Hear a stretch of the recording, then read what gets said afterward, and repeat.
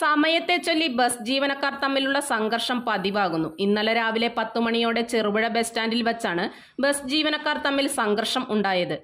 പയ്യന്നൂർ ചെറുപുഴ തിരുമേനി റൂട്ടിൽ സർവീസ് നടത്തുന്ന സ്വകാര്യ ബസ്സിലെ ജീവനക്കാരും തളിപ്പറമ്പ് പെരുമ്പടവ് പാടിയോട്ടിച്ചാൽ ചെറുപുഴ റൂട്ടിൽ സർവീസ് നടത്തുന്ന സ്വകാര്യ ബസ്സിലെ ജീവനക്കാരും തമ്മിലാണ് സമയത്തെ ചൊല്ലി സംഘർഷം ഉണ്ടായത്.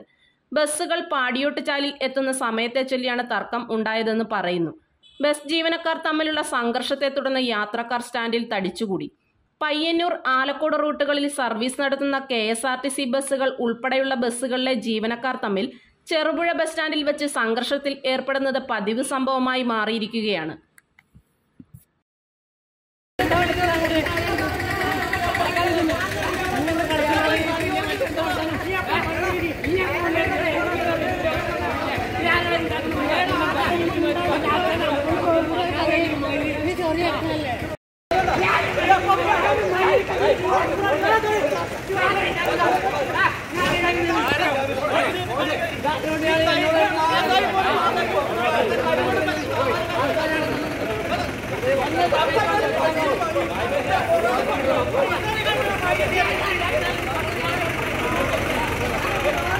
ലക്ഷം രൂപയുടെ സമ്മാനങ്ങൾ നേടാൻ റെഡിയാണോ?